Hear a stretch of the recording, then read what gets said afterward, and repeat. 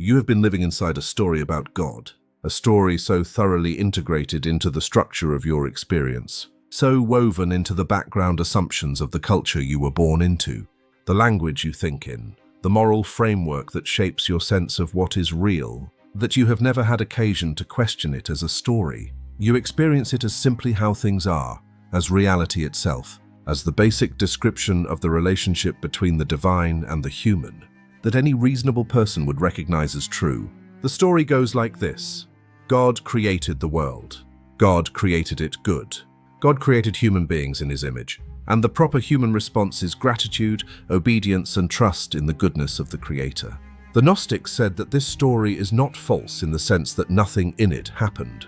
They said it is false in the sense that the entity it calls God is not who it claims to be. The creator of this world, the being responsible for the material cosmos, who formed the human body from the dust and breathed life into it and declared himself Lord of creation, is not the ultimate divine reality. He is an intermediate power, a being of significant capacity but fundamental limitation, who built this world from stolen light, who declared himself God because he genuinely did not know that anything existed above him, and who has been maintaining that declaration through every institution that claims divine sanction. His name in the Gnostic tradition is Yaldabaoth, the Demiurge, the false creator, and understanding what he is the most practically significant piece of knowledge any soul can possess. Because you cannot navigate the Archon system intelligently, cannot make genuine progress toward the Pleroma, without understanding who built the cage you are inside. Tonight we go into the Demiurge completely, the full account, the operational description, the one that changes how you see every structure of authority you have ever encountered, including the spiritual ones. The Demiurge's origin, as the Apocryphon of John preserves it, is not a story of evil. This is the first and most important correction to how the Gnostic tradition is typically presented.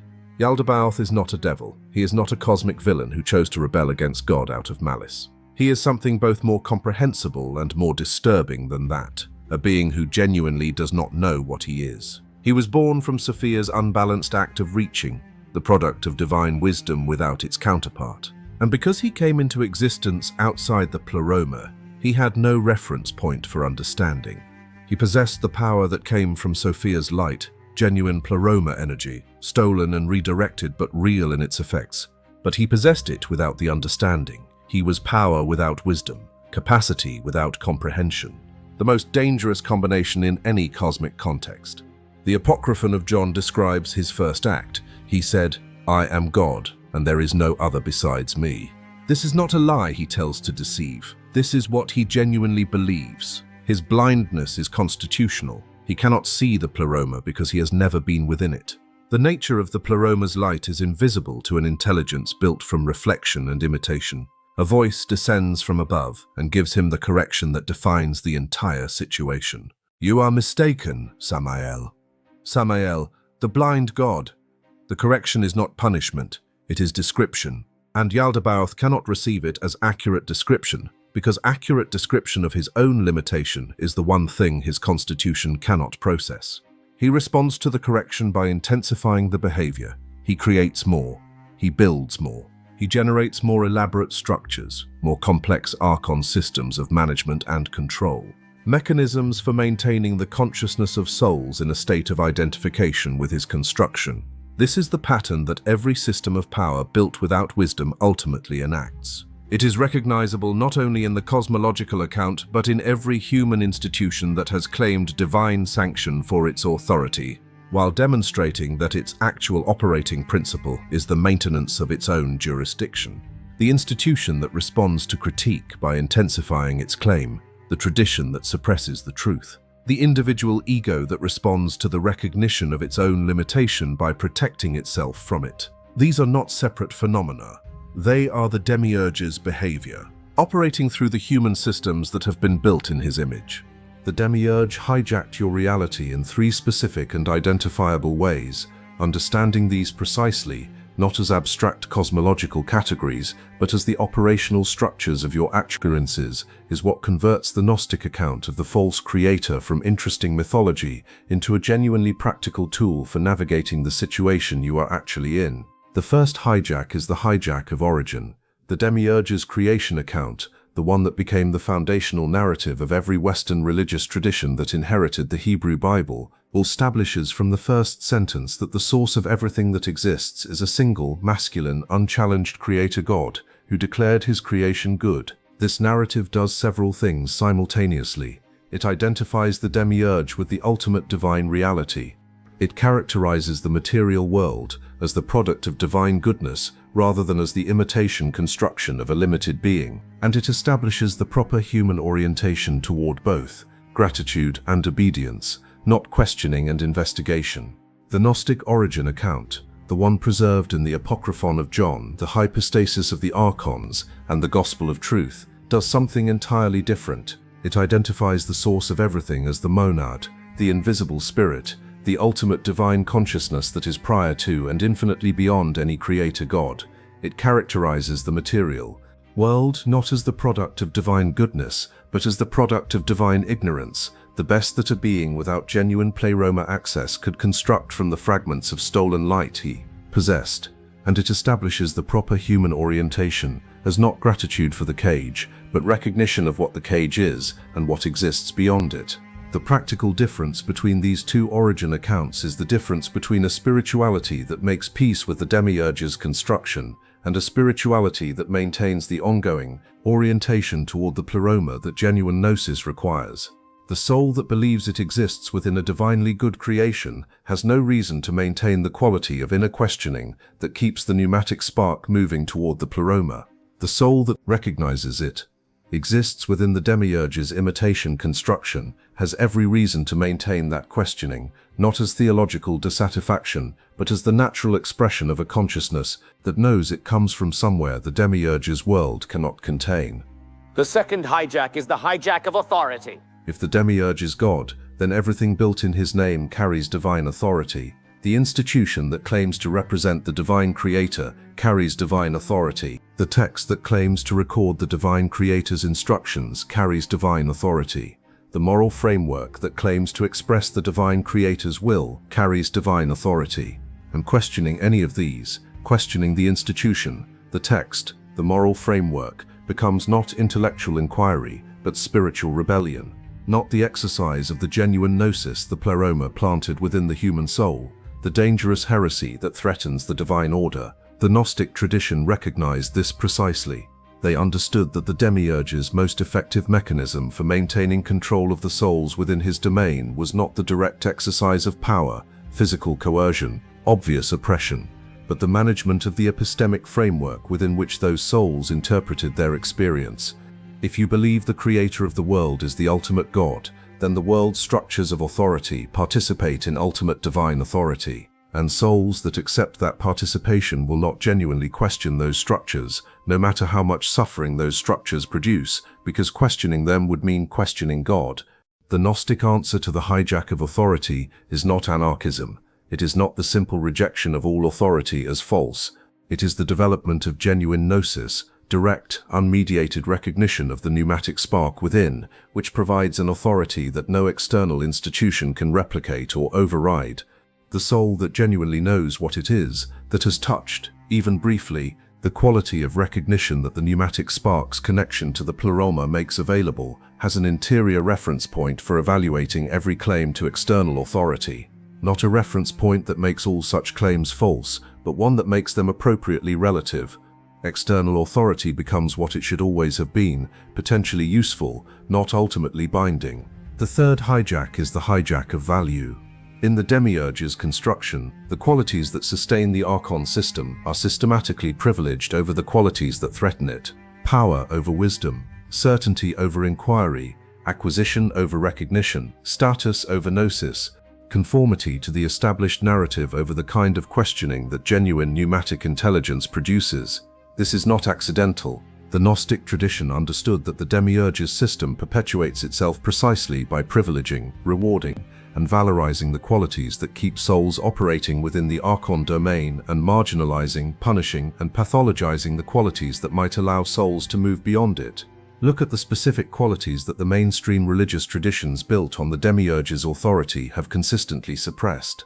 Gnosis, direct, unmediated spiritual knowing, was suppressed in favor of faith, which is mediated spiritual knowing, dependent on institutional interpretation and authorization. The divine feminine, Sophia, the receptive intelligence, the embodied wisdom, was suppressed in favor of the masculine logos, the abstract principle, the disembodied authority. The questioning of established doctrine was suppressed in favor of orthodoxy, which literally means correct opinion, the epistemological mode that the Demiurge's system requires, because a soul that maintains correct opinion, rather than genuine knowing, is a soul that remains within the epistemic framework the Demiurge constructed.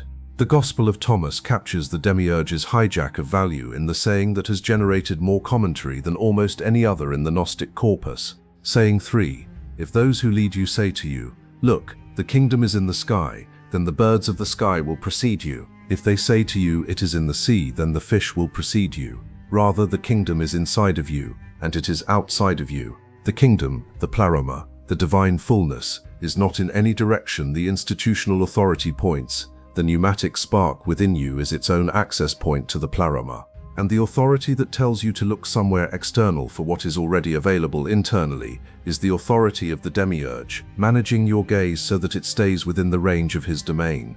I have created a free guide to accompany this teaching. It is called The False Creator Exposed, a Gnostic guide to recognizing and navigating the Demiurge's systems.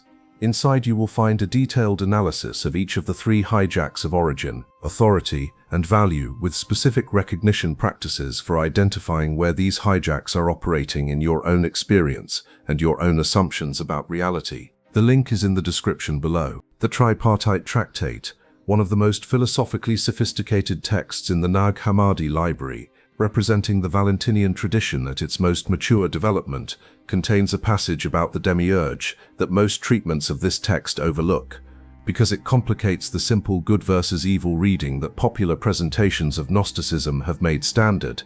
The text says that the Demiurge, despite his ignorance of the Pleroma, is not entirely without relationship to the divine. His creation, though imperfect, reflects aspects of the Pleroma that he had access to through the stolen light, and his administration of the material world, though motivated by his need for the cooperation of the souls within it, occasionally produces conditions within which genuine gnosis becomes possible. This is a subtle and important point.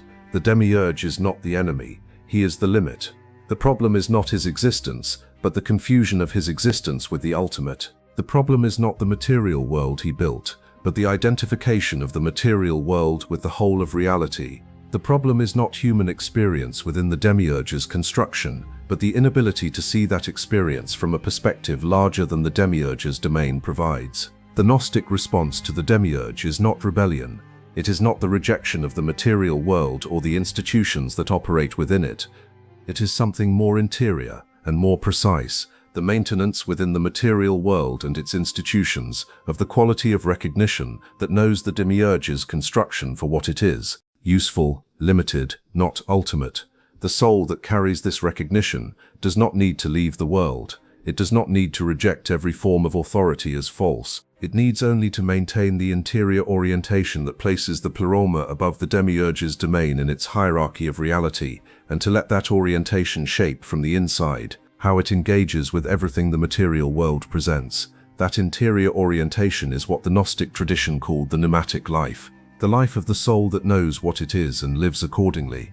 Not perfectly, the pneumatic spark operates within the Demiurge's construction, subject to all the limitations and pressures that construction imposes, but with a quality of knowing that the Archon system cannot erase and the Demiurge cannot replicate, the knowing that you are more than the false creator's story says you are, the knowing that the light you carry came from somewhere the Demiurge has never been and cannot reach, the knowing that the hijack of your origin, your authority, and your value is a hijack, and that the genuine versions of all 3 are available within you, right now, in the quality of recognition that the pneumatic spark has always been capable of producing. Reclaim your origin, reclaim your authority, reclaim your value, not as a political act against external systems, though that may follow, as an interior act of recognition that sees the false creator's story for what it is and replaces it with the one the Apocryphon of John was written to transmit. You are not the Demiurge's creation. You are the Pleroma's intervention. You are the divine light that Sophia embedded within the false creator's world to ensure that the world born of her error would not remain in permanent darkness. That is who you are. And that recognition, practiced daily, refined through honest engagement with the Archon mechanisms that keep it from operating, shared with the community of other pneumatic souls who are recovering the same recognition, is the most revolutionary act available to a human being in the Demiurge's world. Subscribe to the Gnostic Archive. We name the false creator every week so the genuine can finally be recognized. On the Origin of the World, a Nag Hammadi text that provides one of the most comprehensive alternative accounts of creation in the entire Gnostic corpus, contains a scene that crystallizes the Demiurge's situation with an economy of image that rivals anything in world literature.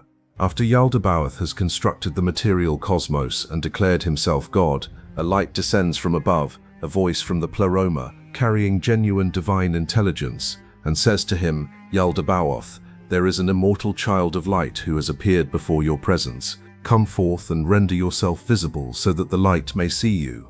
And he looked up and saw the light, and when he saw the light he was filled with wonder at it. That moment of wonder is the most important thing the Demiurge ever does, because wonder, genuine, unguarded wonder at something larger than oneself, is the one movement of consciousness that temporarily suspends the Demiurge's operating principle of self-assertion and opens him to the possibility of genuine recognition. The tradition does not develop what happens in that moment of wonder. Yaldabaoth cannot sustain it. His constitution, built from ignorance and imitation, cannot maintain the openness that wonder briefly produces, but the moment is recorded. And what it means within the Gnostic cosmological framework is that even the false creator is not entirely sealed from the possibility of recognizing what exists above him. The Demiurge's limitation is not his permanent and unchangeable essence. It is the consequence of his origin outside the Pleroma's relational field, and origin in a cosmos that moves toward restoration is not necessarily destiny. This is the nuance that the tradition's more sophisticated teachers preserved, and that simpler presentations of Gnostic dualism lose. The material world is not evil in the absolute sense. The Demiurge is not the enemy in the ultimate sense. The problem is misidentification, the consistent, sustained, institutionally reinforced confusion of the limited with the ultimate, the imitation with the source, the false creator's declaration with genuine divine authority. And the solution is not the destruction of the Demiurge's world, but its accurate perception. Seeing it for what it is, seeing the false creator for what he is, releases the soul from the compulsion to orient its entire existence around what the false creator offers, and opens the interior space in which the Pleroma's genuine light can be recognized.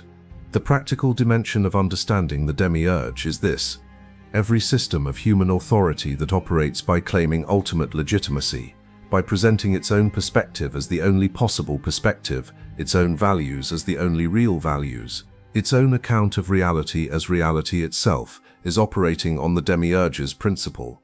And the appropriate response to every such system is the same response the Gnostic tradition taught for the Demiurge himself: not rebellion, not rejection, but accurate perception. See the system for what it is.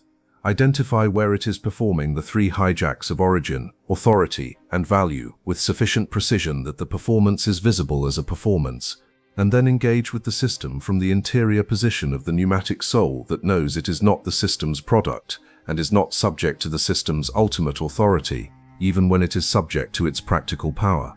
This interior position, the quality of inner freedom that accurate perception of the Demiurge's nature produces, is what the Gnostic tradition meant by the pneumatic life, not a life removed from the Demiurge's world, a life lived within the Demiurge's world, from the recognition that the world is the Demiurge's construction rather than the ultimate reality. The pneumatic soul uses the material world, it engages with the institutions within it, it participates in the relationships and activities and responsibilities that material existence requires, but it does all of this from an interior position that the Demiurge's systems cannot reach, the position of the spark that knows it came from somewhere the false creator has never been and cannot follow it back to. That interior freedom is not a spiritual achievement earned through practice. It is a recognition available to any consciousness willing to see the false creator clearly enough to stop being defined by his claim about what you are. You are not the Demiurge's creation. You are the Pleroma's intervention. The false creator built the world you live in, but he did not build you. And the moment you genuinely know the difference, the most important hijack, the hijack of your identity, dissolves. The Gnostic archive exists to name the false creator so the genuine can be recognized. Every week we go into the territory that 17 centuries of institutional management tried to prevent you from entering, not because the territory is dangerous, but because it is liberating. And liberation, from the perspective of any system that depends on the management of the souls within its domain, is the one thing that cannot be allowed to spread. Subscribe. The false creator story has been told long enough. It is time to hear the other one. The deepest implication of the Demiurge's story, the one that the tradition reserved for the most prepared practitioners, is the implication it carries for the soul's relationship to its own inner authority. Because the Demiurge's three hijacks of origin, of external authority, and of value are not only visible in the world's institutions, they are visible in the inner life of every soul that has been formed within those institutions. The soul that has internalized the Demiurge's origin story believes that it came from the Demiurge's world and belongs to the Demiurge's world. The soul that has internalized the Demiurge's authority structure looks outside itself for validation, permission, and the authorization of its own experience. The soul that has internalized the Demiurge's value system measures itself by the standards that the Demiurge's construction considers valuable: status, certainty, conformity, the approval of the system. The liberation from the false creator is therefore not primarily an external project. It is an internal one. The reconstruction of one's relationship to origin, recognizing oneself as pneumatic, as Pleroma sourced, as carrying a light that the Demiurge did not create and cannot own. The reconstruction of one's relationship to authority, developing the interior gnosis that serves as the primary reference point for evaluating every external claim, including the claims of spiritual traditions, including the claims of this teaching, and the reconstruction of one's relationship to value, allowing the values that the pneumatic spark naturally generates: genuine recognition, authentic relationship, the beauty that arises from seeing clearly, to organize one's experience rather than the values the Archon system rewards. This is the full meaning of the Gnostic liberation, not escape from the Demiurge's world. Transformation within the Demiurge's world of the soul's fundamental relationship to what it is, where it came from, and what actually matters. That transformation is available to you now. The false creator's story has been told. Now tell the true one. The false creator's greatest achievement, greater than the construction of the material cosmos, greater than the 7 Archon heavens, greater than any of the specific mechanisms of control and distraction that the Gnostic tradition catalogues, is the convincingness of his story. That it takes a text sealed in a clay jar for 2,000 years to tell you something as simple as, the creator of this world is not the ultimate divine reality. That the 3 hijacks of origin, authority, and value have been so thoroughly integrated into the background assumptions of Western consciousness that they feel like reality rather than like a story that was constructed for specific purposes by a being with specific limitations. The convincingness of the false creator's story is the most accurate measure of how well it was designed, and the fact that you are here, reading a teaching that names it as a story and offers the tools for seeing through it, is the most accurate measure of how completely it has failed to permanently close the exit it was designed to seal. The monad seeded the Demiurge's world with pneumatic sparks that would eventually remember what they are and begin to speak. You are one of them. Speak, recognize, see through the story.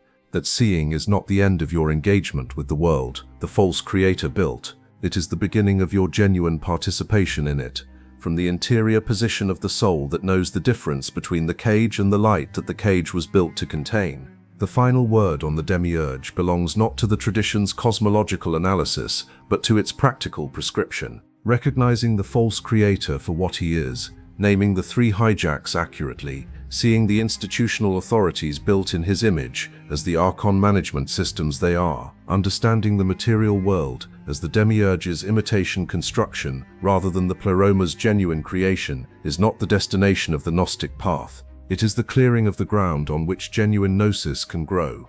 Once the false creator's story is seen as a story, the energy that was consumed in unconscious cooperation with that story, the attention that was absorbed in taking its premises for granted, becomes available for something else. For the direct cultivation of the pneumatic spark's recognition of itself, for the practice of seeing clearly in the ordinary moments of ordinary life, for the quality of inner freedom that genuine gnosis produces and that no external system can replicate or remove. The false creator is not the final word. He is the condition that makes the final word necessary. The final word is yours. Speak it inwardly, with the precision of consciousness that sees itself clearly, and the false creator's authority over your experience dissolves as completely as darkness dissolves under genuine light, not through struggle, but through the simple presence of what is more real. The Demiurge built a world that runs on the energy of unconscious cooperation. Every soul that accepts his story without question, that lives inside his origin account, his authority structure, his value system, as simply the nature of reality, is a soul that is providing the Archon system with the cooperation it requires to sustain its domain. Withdrawing that cooperation is not rebellion. It is simply the cessation of an unconscious agreement that you never consciously made. You were born into the story. You absorbed it before you had the capacity to evaluate it. And the tradition sealed in that clay jar in the Egyptian desert was preserved precisely so that the souls ready to consciously withdraw their cooperation would have a clear account of what they were withdrawing from. You have that account now. Use it, not as ammunition for external conflict, but as the interior orientation that keeps the pneumatic spark moving in the direction of its source, even while the body and the practical life remain engaged with the Demiurge's world on its own terms. Live inside the world. Do not live inside the story about the world that the false creator has been telling. That distinction, maintained daily, practiced moment to moment, refined through honest engagement with where the story still has purchase in your experience, is freedom.